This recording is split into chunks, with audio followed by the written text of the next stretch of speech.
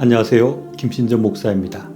여러분은 어떻게 생각하시나요? 지금이 말세이고 종말의 때라고 생각하십니까?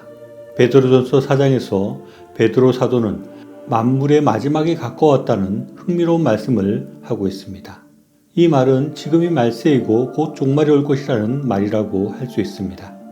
베드로 사도는 자신이 살아있는 동안 예수님께서 다시 오셔서 이 세상의 마지막이 올 것이라는 그런 믿음을 가지고 살았습니다. 그리고 이것은 베드로뿐만 아니라 당시에 있던 거의 모든 성도들이 가지고 있던 생각이고 믿음이었습니다. 당시에 곧 종말이 올 것이라는 생각은 결국 맞지 않았습니다. 2000년이 지난 지금까지 종말이 오지 않았으니까요. 그러나 이런 종말에 대한 인식을 가지고 살아가는 것은 우리 기독교 신앙에서 항상 옳은 것이라고 할 수 있습니다. 성경은 곧 종말이 올 것이라는 인식을 가지고 살아야 될 것을 우리에게 분명하게 말씀하고 있습니다. 예수님은 우리가 종말을 대비해서 깨어 있어야 할 것을 자주 말씀하셨습니다. 그런데 이런 예수님의 말씀을 보면 2000년 동안 종말이 오지 않았는데 왜 예수님은 종말을 대비해서 그렇게 깨어 있으라는 말씀을 많이 하셨는지 의문이 듭니다. 또 과연 우리가 2000년 동안 오지 않은 종말을 계속 기다려야 되는가 하는 생각도 드는 것입니다. 그러나 우리가 잘 생각해야 될 것은 지금 당장이라도 예수님께서 다시 오실 가능성이 있는 것이고 또 중요한 것은 우리가 얼마 있지 않아서 죽게 될 것인데 우리가 죽는 그 시간이 우리가 개인적으로 맞이하는 종말의 시간이라고 할 수 있습니다. 이런 의미에서 우리 모두는 말세를 살고 있고 우리는 종말을 앞두고 있다고 할 수 있을 것입니다. 저의 남은 수명이 20, 30년 정도 남았다면 저는 20, 30년 안에 종말을 맞이한다고 할 수 있을 것입니다. 30년 후에 어떤 사람은 50년 후에 이런 종말을 맞이하게 된다면 지금이 말세라고 할 수 있고 만물의 마지막이 가까웠다고 할 수 있을 것입니다. 그래서 우리는 늘 우리가 말세를 살고 있고 곧 종말을 맞이할 것이다 하는 생각을 하며 살아야 합니다. 만물의 마지막이 가까웠으니 라고 시작하는 베드로 사도의 말씀은 우리가 종말을 앞두고 어떻게 살아야 되는가에 대한 말씀이라고 할 수 있습니다. 그리고 나아가 우리가 들어가게 될 천국을 준비하는 삶을 위해서 우리가 어떤 삶을 살아야 하는지에 대한 말씀이라고 할 수 있습니다. 베드로 사도는 말세 시대를 살고 있고 곧 종말을 맞이할 사람들에게 어떤 준비를 하며 살아야 되는지에 대해서 말하면서 정신을 차리고 근신하고 기도하라는 말씀을 합니다. 여기서 우리가 가장 먼저 그리고 가장 중요하게 생각해야 할 것은 종말의 때가 되었기 때문에 우리가 정신을 차려야 한다는 것입니다.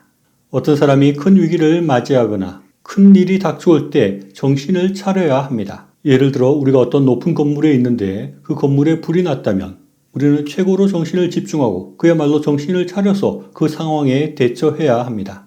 아무 생각 없이 또는 멍하게 있다가는 큰 부상을 당하거나 죽을 수도 있기 때문입니다. 정신을 차리고 온 신경을 집중해서 내가 어떻게 하면 탈출할 수 있는지, 계단으로 내려가서 탈출할 수 있는지, 아니면 옥상으로 올라가서 구조를 기다려야 되는지, 어떻게 하면 살아날 수 있는지를 생각해야 하는 것입니다. 마찬가지로 우리는 말세를 살고 있고 곧 종말을 맞이할 사람들이기 때문에 불이 났을 때 정신을 차리는 것처럼 우리는 정신을 차리고 모든 신경을 집중해서 종말을 대비해야 할 것입니다.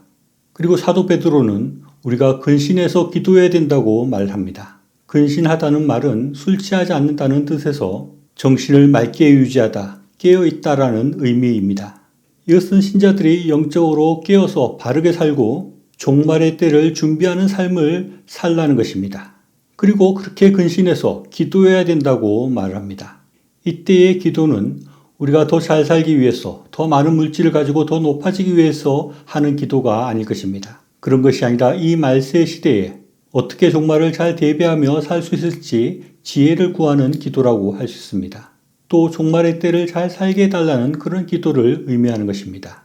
그리고 또 베드로 사도는 이 종말의 때에 우리가 천국을 준비하면서 해야 할 것은 뜨겁게 서로 사랑하는 것과 서로 대접하는 것이라고 말씀합니다. 성경에서 가장 중요하게 말씀하는 것, 또 예수님께서 가장 중요하게 우리에게 말씀하시는 것이 이웃사랑이라고 할 수 있습니다.